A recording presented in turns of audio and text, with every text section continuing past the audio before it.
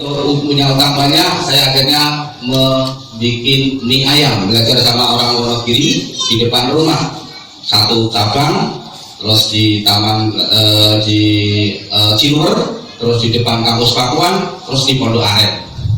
Alhamdulillah dalam waktu setahun juga bangkrut dengan sukses. Di saat-saat bangkrut itulah saya akhirnya membangun Masjid Al-Hikmah di Taman Kenari. Jadi biasanya orang semakin menderita, doanya serius. Jadi kalau bapak ibu semuanya doanya kok kurang serius, berarti bapak ibu harus cari penderitaan supaya serius dalam berdoanya.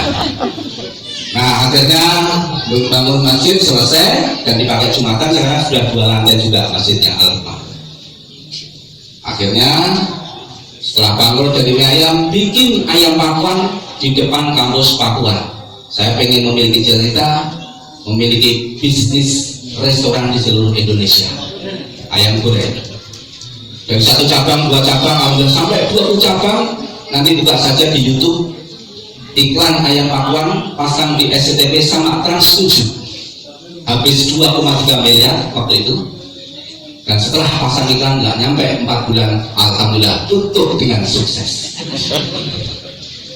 Setelah ayam Pakuan saya berhenti, akhirnya saya merantau sampai ke Lampung, Palembang, Medan, Pekanbaru, Lok Sumawe, Aceh, kerjasama sama Algim, menjadi trainer nasional set spiritual emosional freedom teknik.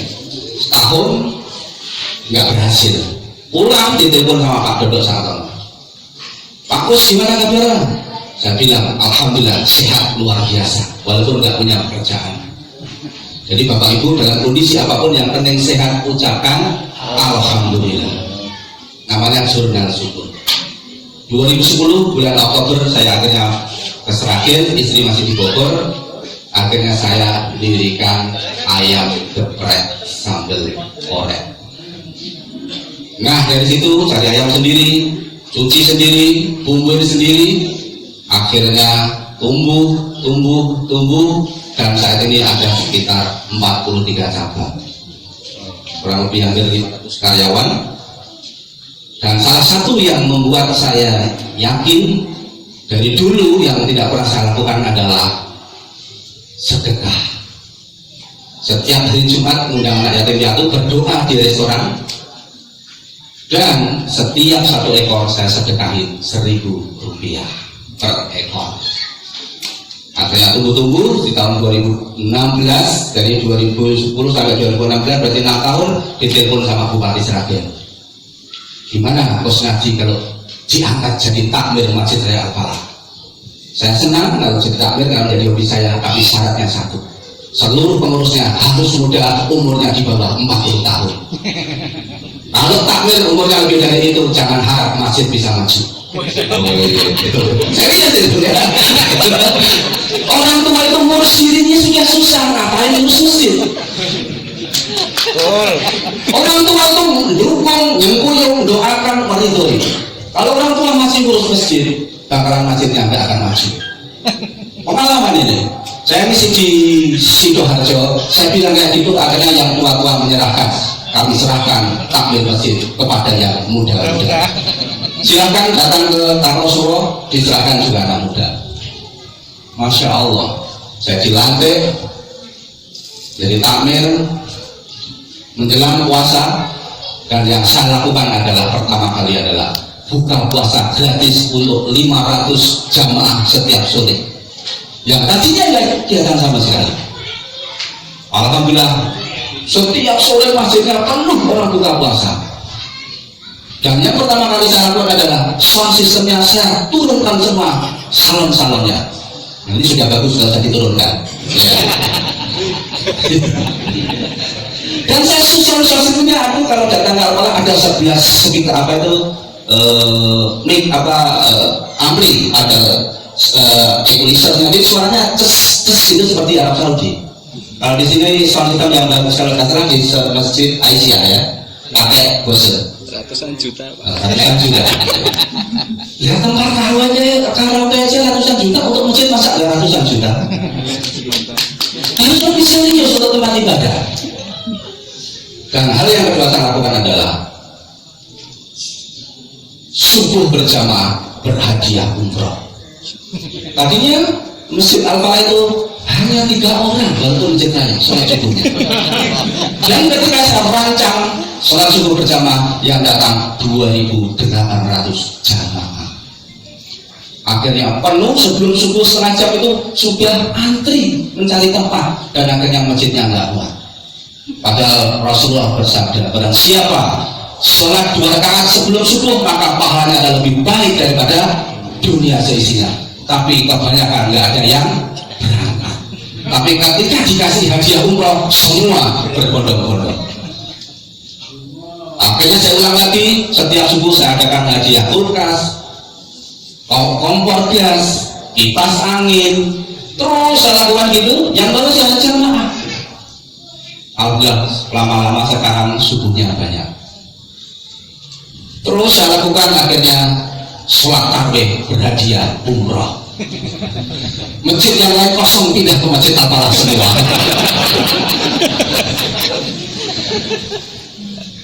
Dan yang lebih luar biasa ketika Pilpres 2000 berapa kemarin? 19. Malam-malam saya share. Habis subuh diadakan doa untuk perdamaian negeri Indonesia. Judulnya begitu.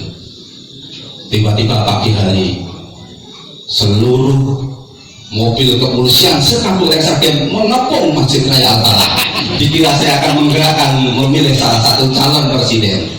Padahal tujuan saya adalah untuk doa kedamaian negeri. Sampai yang memimpin doa geregelan dan redek karena seluruh jemaahnya dari kepolisian. Istri saya kaget, ini apa masih waktu yang ngerti, padahal itu deg-degan juga. Serius sekali. Jadi seluruh masjid itu dikepung sama kendaraan, terus yang masuk itu pakai laras panjang. Akhirnya setelah subuh mic saya ambil. Assalamualaikum pada Bapak Kapolres, terima kasih. Pagi hari ini telah mengamankan sholat subuh di Masjid Raya Al-Falah. Dan terima kasih seluruh pasukan yang ada di kepolisian Sragen diajak untuk sholat subuh. Besok Bapak akan dimintai pada hari kiamat bagaimana Bapak memimpin kepolisian di Kabupaten Sragen. Berhubung besok puasa ini Masjid Raya Al-Falah akan mengadakan undian umroh bagi jamaah tarawih, maka saya mohon Bapak Kapolres sudi kiranya untuk menyumbangkan salah satu biaya umroh. Akhirnya tenang semua, Pak Kapolres saya suruh sambutan dan menyatakan saya iuran 25 juta. Dikir semua, foto sama, dan akhirnya kita terus berdekatan sama kepolisian. Dan alhamdulillah setiap subuh Bapak Kapolres sampai dipindah di Jakarta aktif sholat subuh di Masjid Raya Al-Falah. Jadi kita sikapi positif. Nah, Bapak Ibu semuanya, kalau saya ini mungkin melihat tayangan Facebook saya viral, di like 31.000 orang, dikomentari oleh hampir 8.000, ya berapa itu? 7.000, dan di share 11.924. Kenapa ini saya lakukan? Jadi gara-gara saya datang di salah satu kota di Jawa Tengah, perbatasan Jawa Barat, ada masjid besar, tulisannya adalah dilarang tidur di masjid. Akhirnya saya inisiatif bahwa di Masjid Raya Al-Falah, masjid ramah musafir, disiapkan kasur, disiapkan bantal, dan ditanya besok mau makan apa. Jadi seperti hotel. Kenapa saya lakukan begitu? Yang datang ke masjid adalah tamunya Allah. Kita datang ke masjid aja difasilitasi luar biasa. Tapi kenapa di tamunya Allah kita nggak dimuliakan? Maka di Masjid Raya Al-Falah sekarang pegawainya ada 25 karyawan, digaji semua. Imam hafidz Quran 2 orang, digaji per orang 5 juta. Kalau di Gresik gajinya 10 juta, mobil Innova Legion 1 dan rumah terbaru. Ngapain Quran itu susah, berat. Tapi kenapa tidak banyak yang menghargai para hafidz Quran? maka mengambil inisiatif Ustadz Lufan, Ustadz Lutfi, kita gaji 5 juta sementara ini. Berarti kalau diserahkan UMR 1,6 berarti sudah 3 kali UMR. Ustadz Mifti itu alumni Sukoharjo, rumahnya Lombok. Supaya nggak pulang ke Lombok, saya carikan istri. Dan dapatlah orang jono, nggak punya rakyat untuk nikah, takmir iuran untuk menikahkan. Nggak punya rumah, carikan kontrakan. Supaya mobilitasnya bagus, kita belikan motor. Jadi tenang semua. Nah, siapa yang biaya itu ya? Jamaah semua ini. Makanya di Sragen saya masuk tahun 2016, infaknya 12 juta sampai 16 juta per bulan. Dan laporan terkini sekarang infaknya per bulan hampir 150 juta. 2016 sekarang 2020. Hal yang pertama saya lakukan adalah waktu itu bikin minuman teh, kopi gratis 24 jam. Dananya 1 bulan kurang lebih 10 juta. Bulannya hampir sekitar 6 kintal. Dan yang khusus untuk pegang 1 orang yaitu Mas Eko. Jadi pegawai itu digaji hanya nggodok wedang saja. Dari teh itulah akhirnya masjid menjadi menarik bagi jamaah.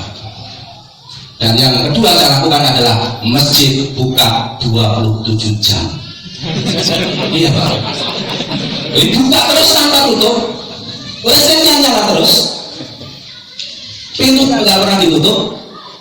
Dan supaya aman kita rekrut keamanan 3 orang. Jadi ini sambil berdiri ya, biar belakang kelihatan. 3 orang kita gaji.